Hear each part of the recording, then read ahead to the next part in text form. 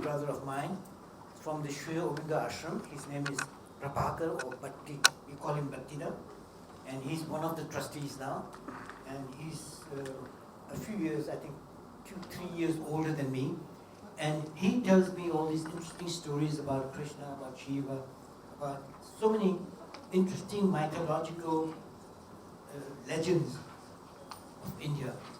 And I'm always interested in things that have a meaning to it. And here is this story about a devotee of Shiva who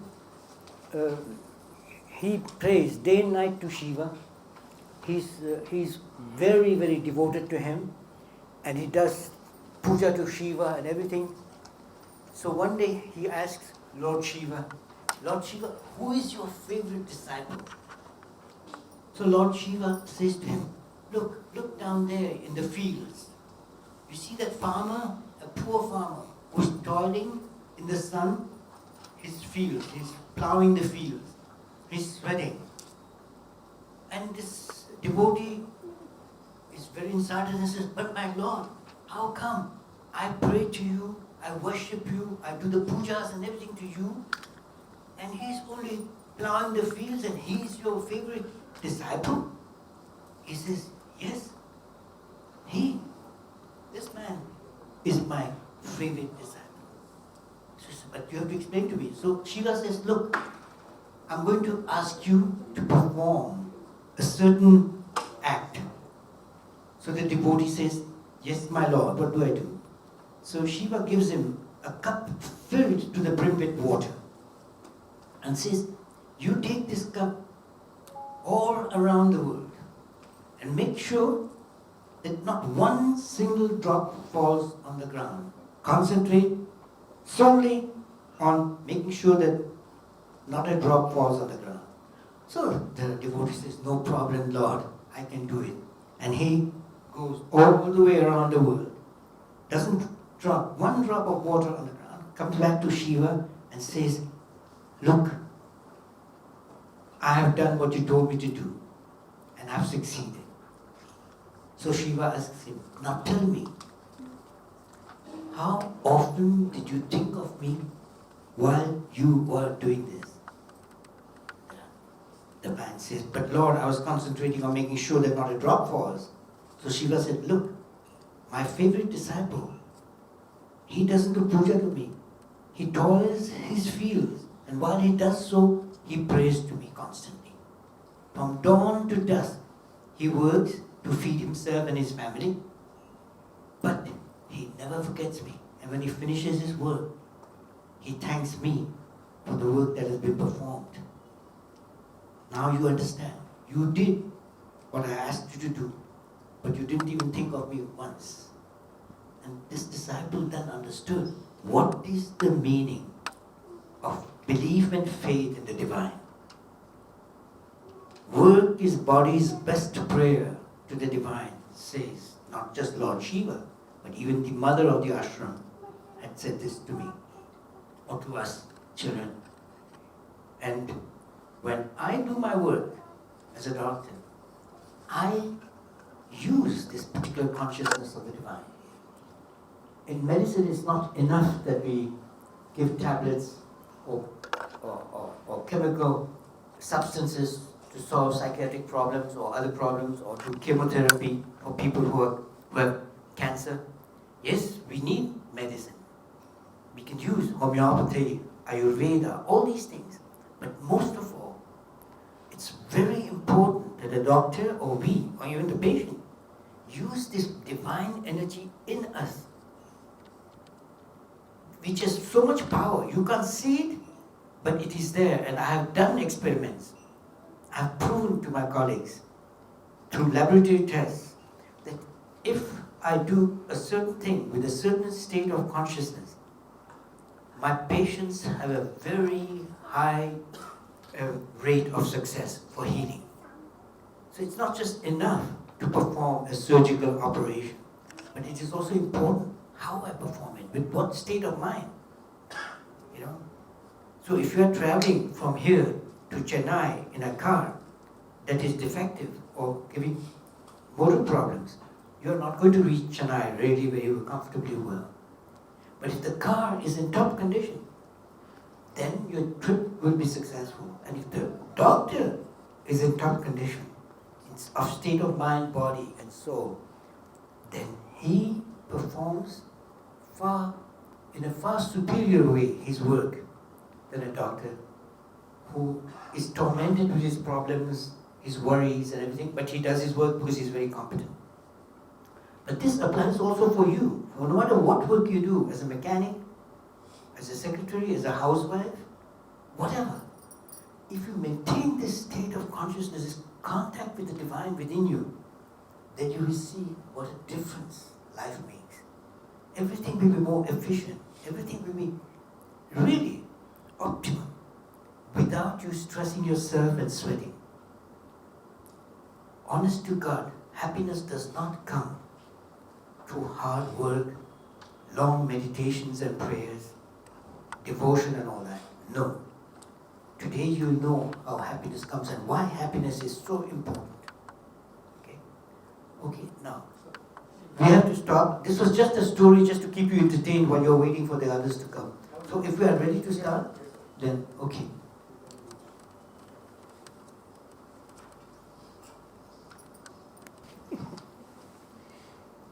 I'm Jyoti Priya, and it is a moment of privilege and honor for me to extend a hearty welcome to Dr. Madhusudan Patel and to all our guests at this seminar organized by Pragati Trust. We have gathered here today to embark on a spiritual journey and understand how the secret energy of happiness through the knowledge derived from the medical sciences of neurology guided by Dr. Madhusudan Patel. Dr. Madhusudan Patel is a retired neurologist and founder of Psychoneuroendocrinology Center in Berlin, Germany. Dr. Madhusudan was born in Dar es Salaam, Tanzania on March 10, 1938. He moved to Sri Aurobindo Ashram in Pondicherry with his entire family in the early 1940s and obtained his early schooling in the Sri Aurobindo International Center of Education in Pondicherry, India. Removed from the authority of his parents at the age of 5 or 6, he was personally taken care and brought up by the mother of the Sri Aurobindo Ashram. In 1961, through the advice of the mother, he started on his academic venture first in Cologne, Germany, and then Canada and the USA. After finishing his medical doctorate in New York, along with his major director positions in various German and Italian medical institutions, he has worked as a personal consultant and coach, among others, for members of important Italian industrial families and for members of the Italian football club Juventus Torino, Turin, Italy. He then further specialized in the medical science of psychoneuroendocrinology, which according to him is the very first medical field that approaches very clearly and scientifically Sri Aurobindo's visions of integral yoga. Currently, he works as a private consultant with groups, companies, and individuals to help them solve health and personal and organizational problems by applying their inner spiritual energy, which was guided by the mother personally. It was the mother who advised and taught how to evoke and apply spiritual occult energies within his medical work. His patients or clients include the ordinary working man, businessmen, politicians, doctors, homemakers, philosophers, soldiers, government employees, teachers, and children of all ages.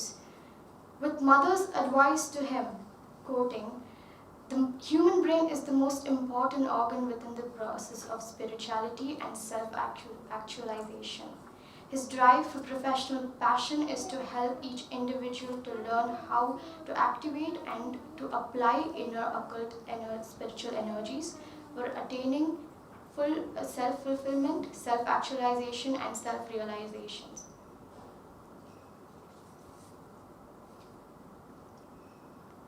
The one and only common spontaneous human desire is to be happy, regardless of age, gender, race, nationality, political affiliation, faith, educational or economical status. Every single human being instinctively or consciously wants to be happy. Just stop just a minute. What she's reading now is the introduction to today's seminar. What she read first was an introduction of Madhusudan to you, and now she will read to you the introduction to this seminar. So pay attention, please.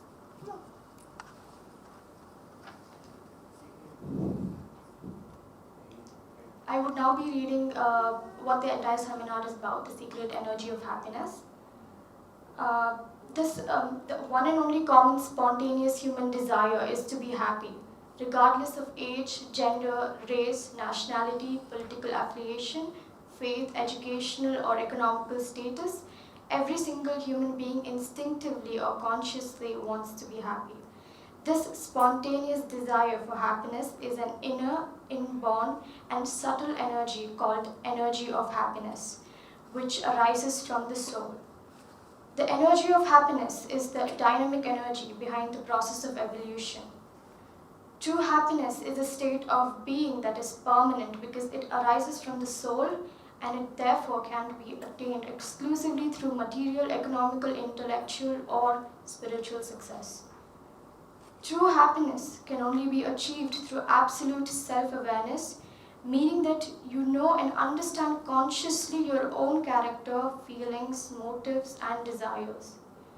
Through self-confidence and self-realization, meaning that you have totally fulfilled your potential. Regardless of social, educational, or economic status, every single human being can become self-aware, self-confident, and self-realized through the inborn capabilities that human beings have. It is the driving energy of happiness that is behind what the American psychologist Abraham Maslow calls human motivation. Human desire for happiness is the main dynamics behind intellectual, social, economical, material, and spiritual evolution. Our desire is to attain success is because we consciously or unconsciously think that it will make us happy.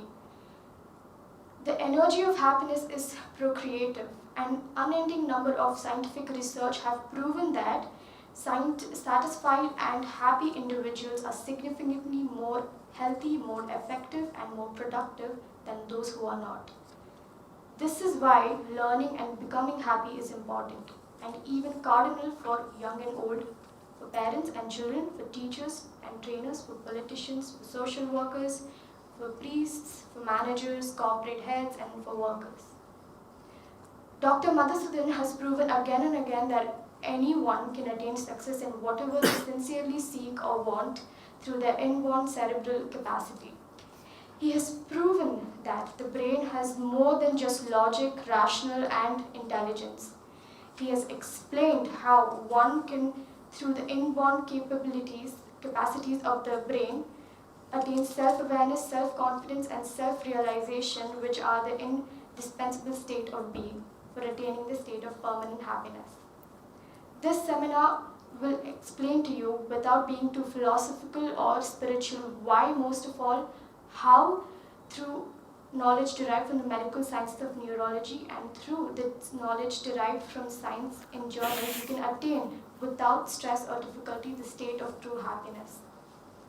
This lecture will also explain how very simple neurological techniques can assist you in finding total satisfaction and inner peace in your day-to-day life. The aim of this lecture is to teach you live and not to suffer. I now request Dr. Madhusudan to address the gathering. Thank you. Thank you. It's lighting or igniting your consciousness. This light is a divine light, and a spark. You need a spark to light a fire, and so is it that when you light,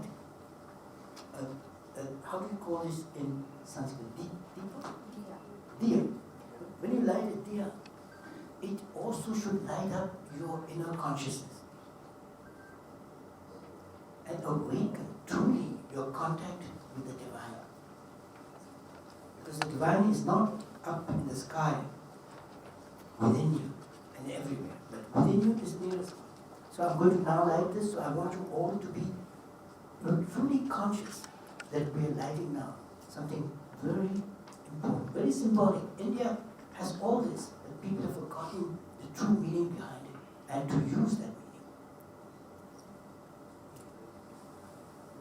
And while I'm doing this, I'm repeating the mantra Om within me, which is the mantra of creation. It's a Brahmanic sound, Om. So I'm repeating in my head, and that puts me in tune with the creation, with the Creator. So you should also, while I'm doing this, in your head just repeat this mantra.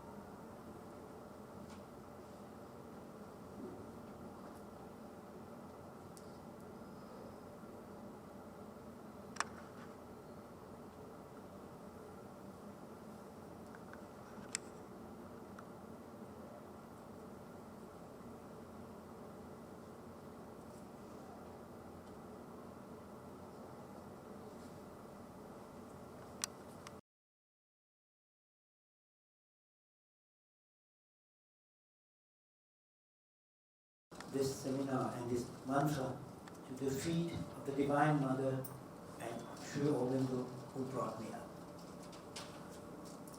Om Namo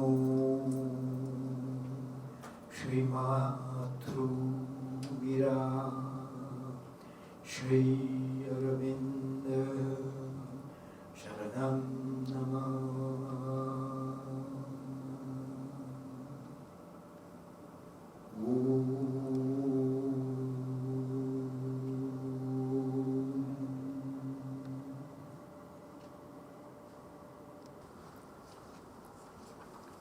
What amazes me is to see this vast suffering in humanity. And I, as a doctor, it's our mission to liberate our patients from suffering. But when I see the masses, and I don't see a single person happy, honest to God, I look at people's face, even when they're meditating, I see the suffering. And I'd even asked the mother about this. How is it that when I observe people while they're meditating their face, I see suffering? And I thought meditation was liberation. So, what I'm trying to explain is, this is due to definitely misunderstanding of the teachings of our great masters and philosophers and spiritual leaders. Honest to God, you have made religion, spirituality, everything like a, it's superstition. Just a minute, please.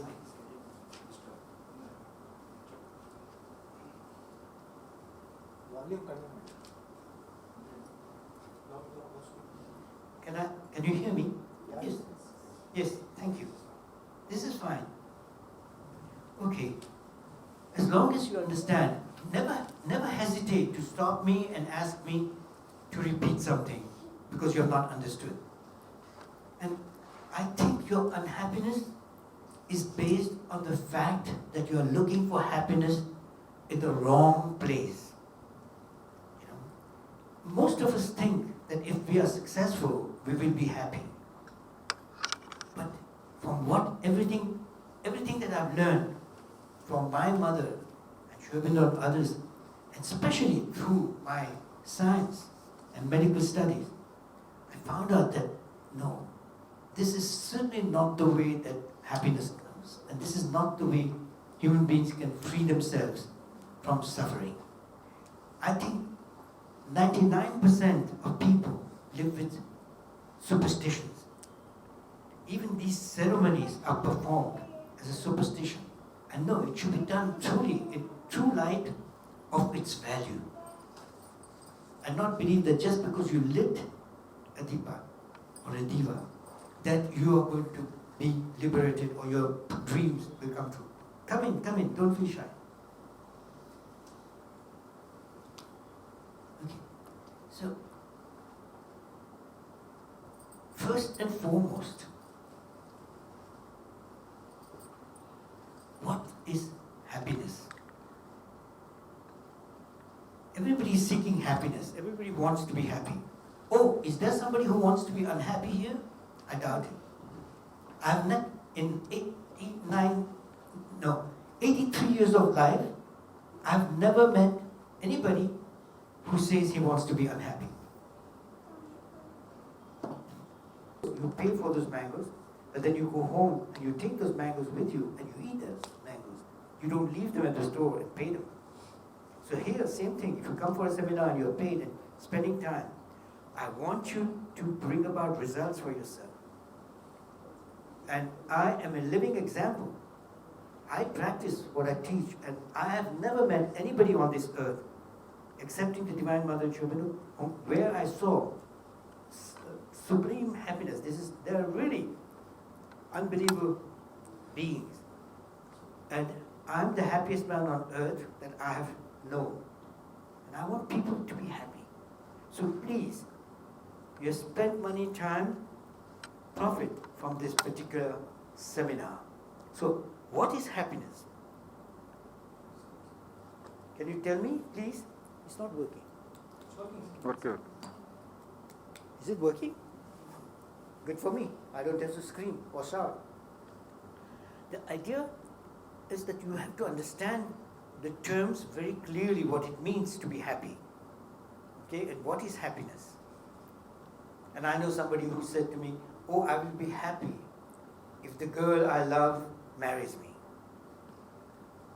And sure, they get married and he's happy, and then 2 years later, each one is trying to kill the other.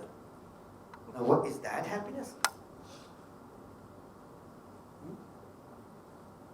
I know a young girl who came to me yesterday, spoke to me, and said she's 25 years old and her parents want her to marry a man that they have chosen, who's rich, very successful, but she doesn't love him. And she's not at all happy that she has to marry this man. And I spontaneously told her, don't make that mistake of marrying him. But no, I have to, because I have to make my parents happy. They'll be unhappy. I have to consider my parents. Yes, I understand. But tell me, if you are so unhappy in the marriage and you commit suicide, do you think your parents are going to be happy? And look at the stupid parents. If I were the Lord of this world, I would banish those people to doomsday, that couple, the parents of this woman. Because they think that if they choose their husband, the right husband, who's stable, who has a good job, who is rich, then their daughter will be happy. Look, what is their interpretation or definition of happiness. And whereas the girl is saying, no, mommy and daddy, I don't love him. Because she said that she was in love with somebody else. Now, you can see how crazy your concept of happiness is. You want your children to marry the people you think will be good for them. And what are you going to do when your daughter is unhappy? Does that make you happy? That is why you got her married to a rich man? I mean, what the hell is going on in our society, our Hindu society? There is no God who ever said that parents should choose people. And I'm not saying that arranged marriages don't work. My goodness, I've seen more happy marriages that were arranged than marriages that were love marriages. I come from the Western society with almost all marriages are love marriages. And I am an Indian, and I've seen so many happy couples that were married through arranged marriage. So it's not this arranged marriage that is the problem. But if the girl does not feel happy and does not love that person, then I don't think so it is right that she marry a man just because he's stable, healthy, and rich, and has a good job. That is not happiness. And this girl understands. She says, no, I can't. And she showed me the picture of the man. He's handsome, everything. He's a nice boy. But even he is not 100% for it. So I'm asking you, what is happiness? Have you ever sat down and asked?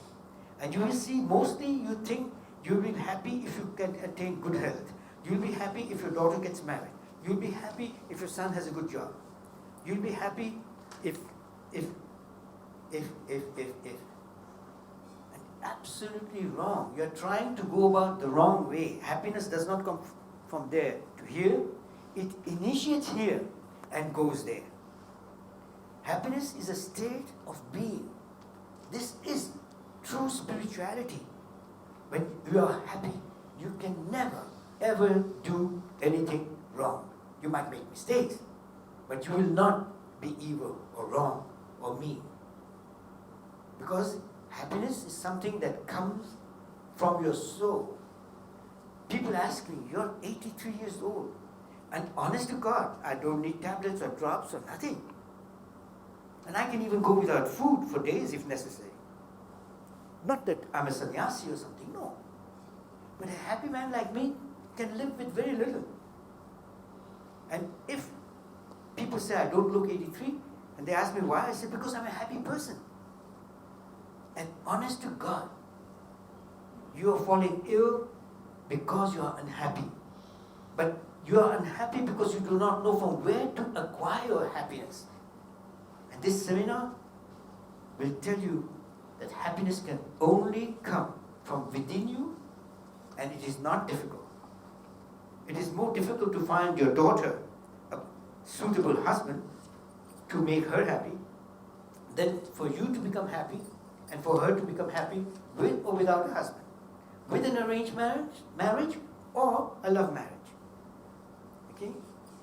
So I don't criticize this concept of arranged marriages. I'm criticizing this dynamic behind, and why it creates so much suffering. Now, if happiness comes from within, then how do we go about creating that happiness? Because I've heard so often, if I pass my exam, I'll be happy. He passes his exam and he's unhappy because now he has to work. And as a worker, he says, I'll be happy if I'm successful, but he's killing his patients constantly and he's unhappy because his work is not successful. Parents are not happy. If child's scores is less, parents are unhappy. Look at it. What is this? Why do you want perfection in your, why do you want perfection? I know people who can't read and write, and they're so happy. When I finished my medical studies, I went for a vacation for the first time with my wife to India. I came to India, to Pondicherry, to introduce her to the mother. She's German. We are married for 54 years, and we are happily married. Okay? We are the happiest couple. We have no children of our own, but for us, this entire creation is our children. I love humanity, and in me is a state of being that I says, I'm the grandfather of humanity. And the mother brought me to this earth to look after these children. Okay? And I came to India, to Pondicherry, fresh graduate, young man, with incredible job offers, and we went for a picnic on a catamaran in Pondicherry with 2 fishermen rowing the catamaran, and we were 6 friends, my wife and 4 other friends on this catamaran. It was a big catamaran, and we had taken nice things to eat and drink and all that. And it was a nice, beautiful blue sky with a nice sunny day early in the morning. And so they were talking and everything, and these 2 men, they were rowing the catamaran because there's not enough breeze for putting a sail. And I was lying on the edge of the catamaran, and my thoughts were, what am I going to do? Which job do I take? Which offer do I accept? What's going to be tomorrow and all that? And I was not at all enjoying this ride. I had my eyes closed and I was thinking of this, and all of a sudden, a small wave or splash of water on the catamaran fell on me, and the water is fresh. So I woke up, or I got up with a shock, and the man, the fisherman, started laughing his head off, and I saw his white, beautiful teeth, his dark, black, but he was so happy, his eyes were shining and he was laughing. Then he saw me get a shock, and he started laughing. And I said, my God, look at him. He is, the only job he has is what he's doing now. And the fish they catch, they eat, and what remains they sell. And they live in a small hut on the beach. And here I am, a really well-cooked young doctor with tremendous prospect, and I'm worried. I'm not enjoying the picnic. And it really brought about in me incredible change. That particular event. And that's what told me that happiness does not come from the job, or what you eat, or what you catch, or how much money you have. And this is why today this is extremely important that you understand that happiness is a state of mind or a state of soul. It is an attitude. Look around you and you will see only negative attitudes, negative news, negative events. You're aware of everything that's not going well. But Mrs. Ram got twins. Nobody's interested in that. But somebody gets killed on a road crossing, and everybody knows about it. If there's a war in Syria, and people are watching that on television here in India.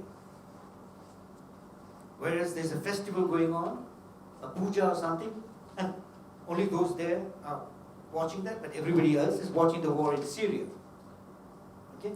So it shows your attitude towards this life is totally screwed up. You are not at all aware why you are here. And you think that you are here to achieve certain things. And when you have achieved those, then you will be living. And I've seen that most of the people who have achieved a lot were really not happy people at all. They have billions. One person you have seen yourself on television. Look at the face of Donald Trump. Don't tell me you see a happy man there. And he's a multi-billionaire. And he wants even more. And that's why he became a president.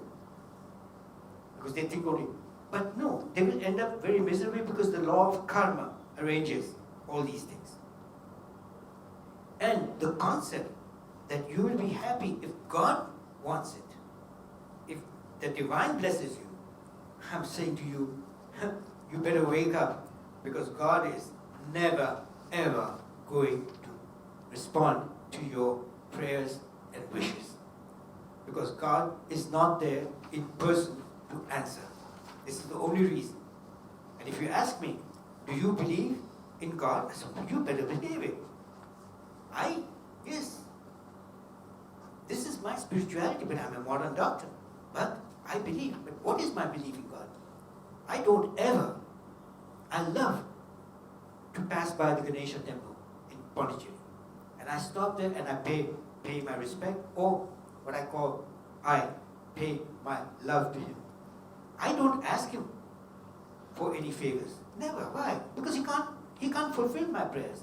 But I say to him, yes, my Lord, be always present in every cell of my body and let me feel your joy in every single breath I take. So Lord Ganesha is for me an ally, a friend, a member of my family, spiritual family, and Shiva and Krishna. And I see them differently, and I live them, experience them differently. And I can prove it to you that you sit in the desert and pray to any god you want and say, bring me water, I'm thirsty.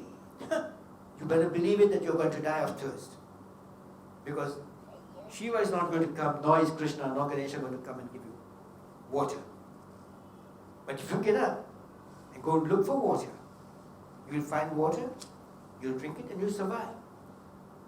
And I see all these people, millions of people going to churches, mosques, going to the temples and praying, and I see their prayers, I see their faces that they're suffering, and I know that they are making a mistake because they're asking for something. If they go and pray, if they become one with the divine when they are there, and prayer doesn't mean that you ask for something, you can a favor, but prayer can also be a prayer of love, of unity with the divine. That, yes, because it's not an object, it's not an event, it's not going to be something that you want to succeed in your exams. So, God does not exist as a person. It's an energy. And the divine can act only through you. So your attitude has to be right towards life. It should be positive. The attitude of happiness comes from within. That you completely change, reverse your way of looking at life, at spirituality, religion and all that, and that you start believing in yourself. That if you get up, you can go and get the water. But if you remain seated, nobody will give you water. Of course, somebody passing by hears, and if I hear you saying, give me water, I'm dying of thirst, I will give you a glass of water. But I don't think so Shiva or Ganesha or Krishna have the time to come and give you a glass of water. Okay? But it is they who act through you when you get up and you go and get your water. It is they who act in me to bring me success in my studies. And it is they who, honest to God, give me reason to be on this earth. Because we are not here just to eat, drink, and multiply. We are here to attain an evolution that is constantly in progress. We are evolving. And happiness is the energy behind this evolution. Why is it that if you were living in a hut 30 years ago, and today you're living in a very comfortable, modern Bangalore home? Why is it? Why did you give up your hut? Because you thought that if you have a house, you'll be more comfortable, there'll be heating, there'll be running water and all that, and that will bring you happiness. See, that instinct of happiness drives you for progress. That's why you want more. But then people are not conscious of it, and then it becomes a sickness like Donald Trump and even my brothers, that they want always more and more and more money, but they're never satisfied. But actually the progress that you make is due to this desire for happiness. You want a better home because you know you'll be more comfortable, and that will make you happier. So you can see the energy, happiness is there behind evolution. Otherwise, we will still all be living in caves because we have no demands and no desire for better things in life. And believe it or not, it's better to have food on your plate and you can eat than to have an empty plate and no food. So I can understand your wishes, and this is something that you have to understand, that You will be happy if you change your attitude. And once you change your attitude, miracles take place. Believe it or not, I am standing in front of you. I have asked my wife, she's been witness to so many things. And it's unbelievable. Even small events. That if you're happy, automatically you see things work out better. But your unhappiness, your frustrations, even if it's not addressed towards me, it blocks a lot. I was telling Vishal that when I left Pondicherry by car, I was with the driver, we were in a car, and he calls and he tells me, I just want to inform you so that you don't get a shock or whatever, that these are election times and the police are checking, stopping cars which are traveling between cities to control if they're carrying rupees to bribe votes or something like that. So I said, no problem, they can stop me. And the driver had heard, because I had it on the speaker. And sure enough, I was sleeping, I put the backrest behind and I was resting or just enjoying the ride. And all of a sudden he stops and I open my eyes and I look and I see this lady looking from the window. So I ask him, what's the matter? He says, oh, this is the police control. And there was this lady from the finance department and she was accompanied by 4 to 6 policemen, one with a camera and others naturally with their machine guns, and as if they are stopping a terrorist. So she asked me questions, how much money I had, what I was carrying, and I said so and so and so. Then she says, what's in the bag? I said, my baggage. So she said, can you show me please, sir?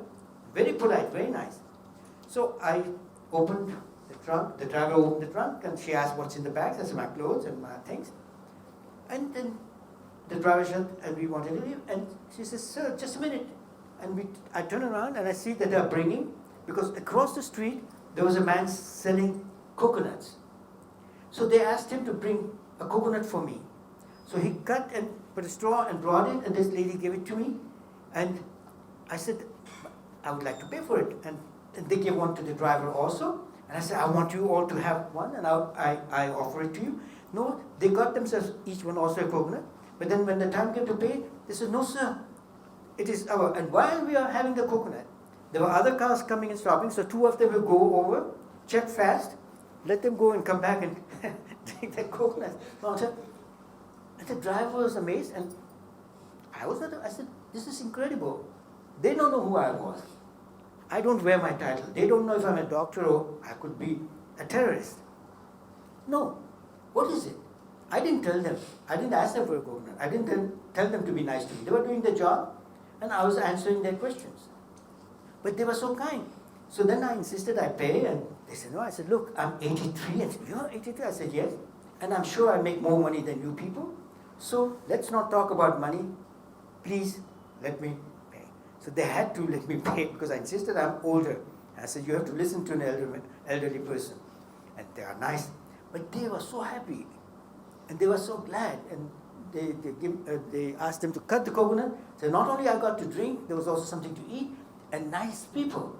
And that is what I was saying to myself, to the divine. Look, these are my children. These are my people. I might be dressed as an American or European. I might not know how to speak well in Tamil. But at heart, I'm a Tamil. Because of the love Tamil Nadu has showed me. But what I'm trying to explain to you is that, see, because I'm happy, I'm relaxed, automatically everything works out. Even your money problems will work out. Try it. But you people fight to earn your living. And I said, oh no, I'm not going to fight. Especially not for money. But it comes. And the mother had told me, my son, don't run after money. Because I come from a very wealthy family. Remember, Gujaratis are business people. They are money people. And I'm a Gujarati. And if you're a Patel, then you're not only a business person, watch out. You will lose business if you do with a Patel. So my brothers and sisters are very, very wealthy and all that. Mother told me, my son, go, do your work, and the energy of Lakshmi, goddess of money, will follow you. How intelligent, how wise. Look, that was the Divine Mother. She told me this. Do your work and the energy of Lakshmi will follow you. So why should I fight for money? Why should I run after money? I am a doctor. I'm a philosopher. I'm a spiritual person. I'm an occultist, which is my greatest passion. Those are things far more interesting than money. And happiness didn't come to me because I'm a doctor. I spent months living on just a slice of bread, peanut butter, and marmalade, jam. Months for breakfast, lunch, and dinner. But I never cried over myself. I was still always happy. I always joked. And then slowly I got out of my poverty because I left home with $5 in my pocket. Though I came from a wealthy family. Why? Because I was happy, everything happens. And I had no reason to cry because this happiness comes from the soul. So I can cry and you can see me cry. I can be unhappy in the sense that I can suffer. But happiness is always there. It comes from the soul and it never dies. It's there. You have to just discover it. Change your attitude and say life is beautiful. You know, a lady comes into my office and she's all excited and angry because I have an office in a very prestigious part of Turin, Italy, where very rich people live. And rich people have dogs. And the richer you are, the bigger is your dog. Not only your car, but also your dog. At least in Italy. And they take the dog out for the toilet. The dog does it on the footpath. The law is that you should collect it. They have plastic bags specially, and you should collect that. But these rich people are too rich to do that. So this lady is furious. She says, these dogs, their shit is on the footpath. And I said, my God, what's the matter with you? You're looking at the dog shit. You should have looked at the dog, how beautiful he is. He can't help it. He has to go, he has to do it. The only interest you should put in the shit is that you don't put your foot in it. That's all, that you avoid it. But you're all irritated. You're going to pay me my fees. That is a lot. It's expensive. And you're crying and complaining about dog shit. Go home. You know, this is the mentality of people. Your attitude is always for the negative. He did that. She doesn't do that. Oh my God. What is the matter with you people? Just say no. So that's where happiness starts through attitude. But how do we go about with all that? Is today's seminar. How many people truly know what they really want? This is another problem. Nobody knows what they truly want. Yes. Parents implant their ideas in their kids. So we don't develop our own ideas, what we want. Because when we are kids, parents tell you have to become this, you have to become a businessman, or you have to become a doctor, you have to become this. See? Instead of that, if they allow the kid, then kid will have an idea. Mm-hmm. You're right.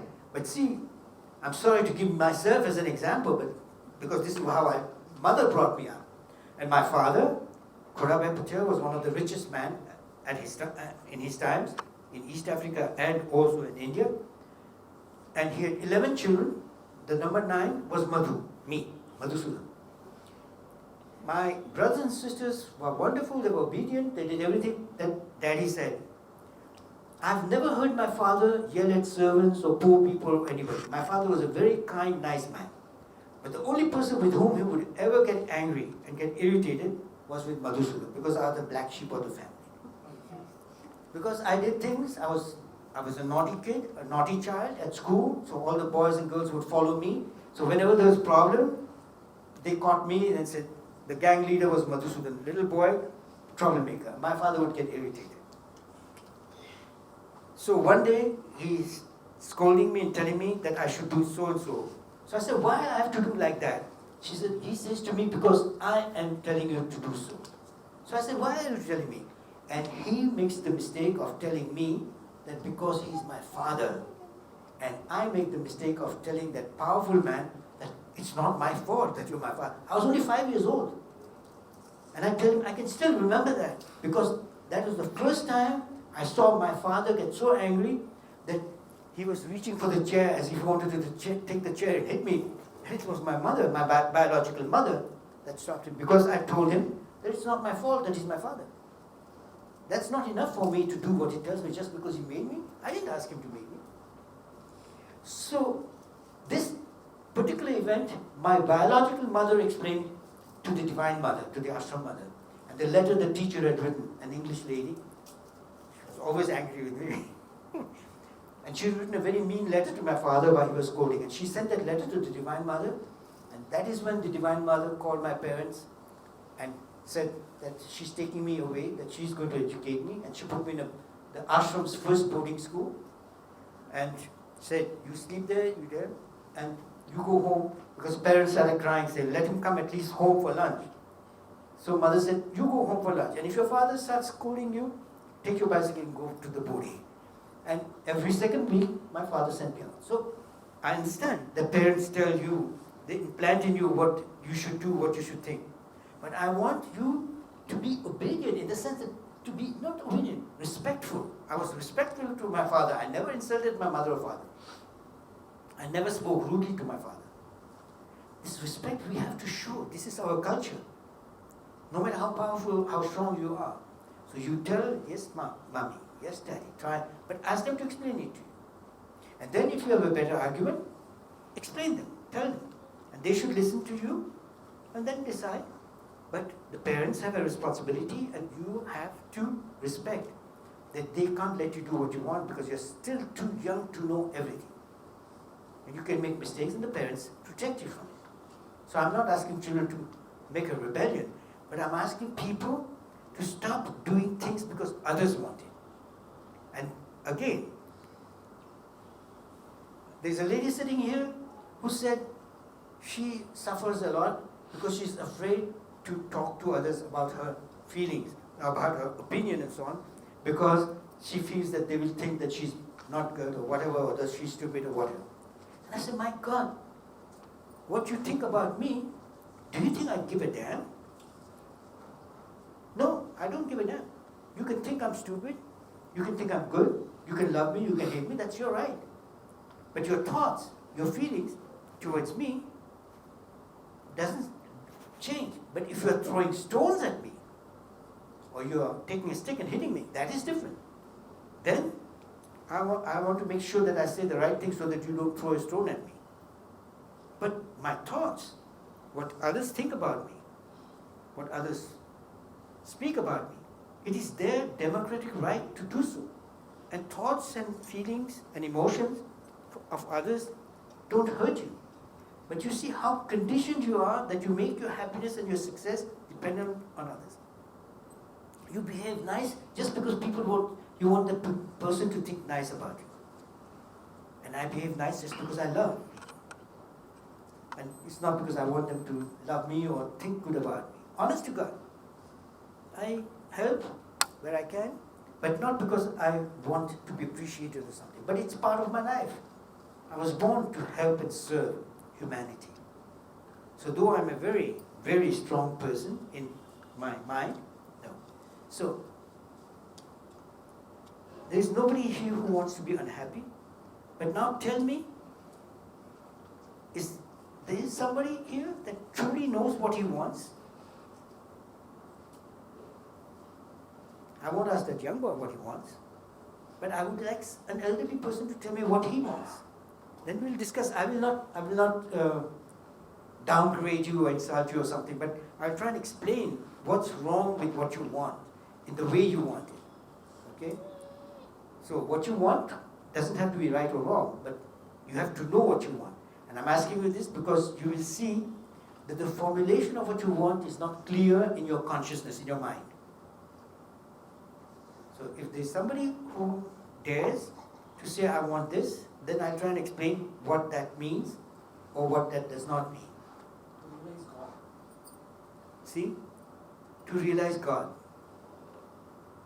So that is a wanting that he will never, never, ever attain? To realize God? Will he attain that? And if he doesn't attain, does that mean that he's going to be unhappy? Okay?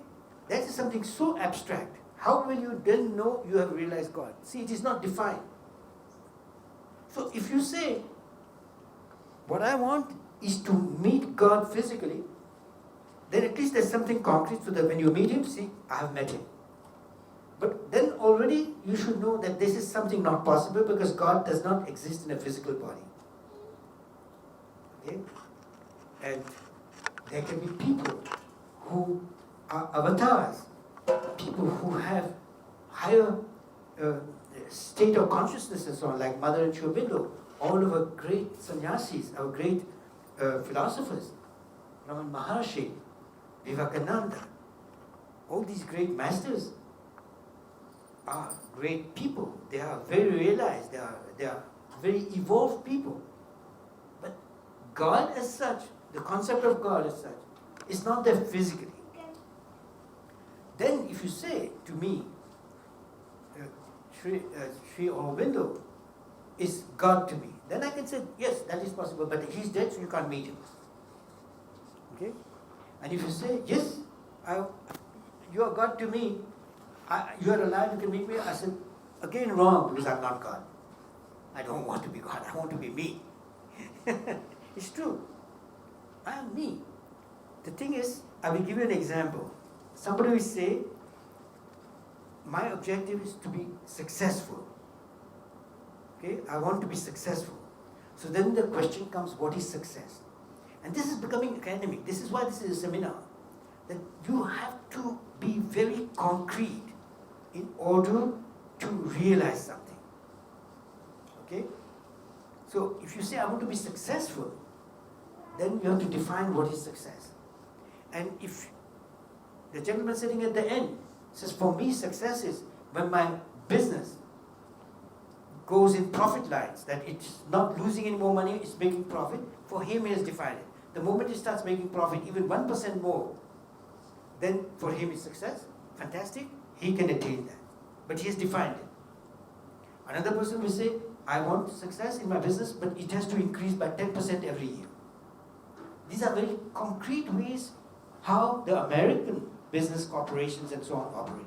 They have very concrete plans, what should be the production rate. Very clear. And they can follow it day to day. Okay? And I've helped. I have been consultants to big businesses. Yeah. Agnelli's are the Fiat family in Italy. They build Fiat cars. The Agnelli family.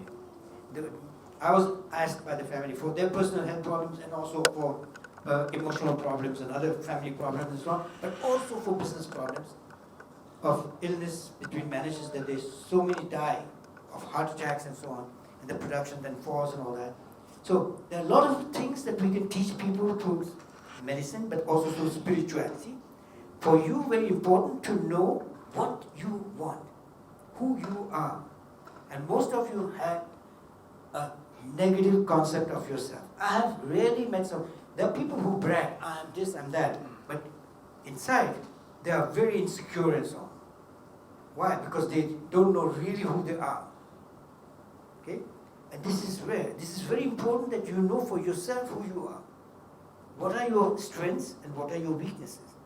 And not be ashamed of it. You know? I would like to be tall and big and handsome like your film stars in India. But I'm small and I'm not handsome and I don't even have hair on my head. But I feel pretty comfortable with myself. Yeah. So see, I know what I want. For me, my looks are not the primary object. And then again, when you know what you want, then you have to ask yourself if what you want is realistic and if it's doable. So if you are, let me say, a medical doctor like me, and then I say, oh, I would like to be an astronaut, then that's unrealistic. Even though I might be intelligent and have knowledge and education, because that particular line of success is totally out of my field of education. Okay? And space science is very, very complex and very complicated. So I can't become an astronaut. It's real. But if I'm a doctor and I want to become a yoga teacher, that is no problem. Teaching, yoga, gymnastics or whatever. Or if I'm a medical doctor and I want to teach in a school or something, that is possible. I can teach mathematics or languages or something. So it should be within your capacity and it should be realistic. But most people put their aims very low and we can do much more. And I've proven that. I've shown people who are not able to do anything. Give you a classical example of what human will is. A young German man, 35, 36 years old, comes to me.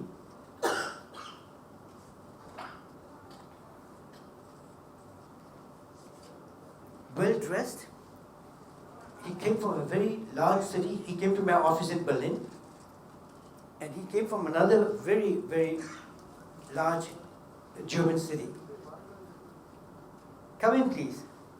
Welcome. It cost only 600 rupees. I'm joking. Please, never take me seriously. Never. I like to joke and I like to kill around and laugh. Okay. This young man, I could see that he was very insecure when he came and shook hands with me and looked at me and I was looking at him. Good-looking man, well-dressed, 36 years old. And he sits down, I said, what can I do for you? He says, I want to tell you a secret that nobody knows. So since I am never serious, I said, don't tell me that you killed your mother-in-law. So he starts laughing. He said, oh, please, sir, please, doctor. I said, no, I'm joking. So he tells you, what is it that you have never told anybody? What's the secret? And he tells me, I'm 36 years old, I'm married, I have a 2-year-old girl, and I can't read or write. Imagine, in Germany, a well-dressed man. And I said, how come? How do you earn your living? How do you? So I work for UPS, it's a United Parcel Service. I don't know if they have that in India, but they deliver parcels. And he says, my friend drives and he tells me this parcel goes to that door, this parcel goes to that door, and I earn my living like that. I said, and he told me the story that he suffered as a child a lot because the father used to beat both the kids and they were very poor and all that. And when children get abused at home, they forget what they have learned at school. But even adults, if right now suddenly the fire alarm rings and we all rush out because we think there's a fire or an attack, a terrorist attack, you will be so scared that when you come back again, because it was a false alarm, you will not remember anything I told you. It will be wiped out. We know this in neurology. We have done tests, neurological tests we can do, and then the children. So they as kids, he could not. His brother has become psychotic. He had to be admitted in psychiatry. And he, very intelligent young man, he was so clever, he passed through and got himself a job and all that, and a wife and child. But now he says, I said, so now what do you want to do? He says, I want to be able to read and write. See, he knew exactly what he wanted. He wants to learn how to read and write. I said, that's possible. All you have to do is go. But he says, you have to help me with self-esteem and confidence in myself. No problem. There are very interesting exercises that we'll try and do a couple of them here if it's possible, that can help you program yourself. Then I said, is there anything else? He said, yes, very important. I said, what? I want to be rich. And he's earning very little as a UPS employee. So I said, yes, you want to be rich. You want to learn to read and write. Learn to read and write, you can. Rich you can also become, but you have to know how. Because richness has no picture. When you want something, you have to have a picture of it. It should be so precise that you know exactly what you want. So he understands the concept of richness, which is against poverty in the sense that you have money to spend and all that. But there is not a concrete image of richness. So I said, let's put an image to what you call for rich and how you want to become. He says, I want to have my own logistic business. When people change houses, that you go from your one house to another house in Chennai or wherever, like we moved from Berlin to the island of Sardinia in Italy and Turin. And it's trucks that move you. Okay. So he wanted to start a business like I said, that is starting to be more concrete. So now that he can visualize, that he has trucks that transport people. So it's concrete, and he knows what it means to be in a trucking business. That they take furniture and everything, they pack them, they deliver them, they unpack and everything. Very good. Do you know that this young man, in 4 years, became a millionaire? He invited my wife and me from Berlin to come to his city. He put us up in the best hotel there was. He showed me how his business is going. His business, he had visualized with me, a visualization. It's very important.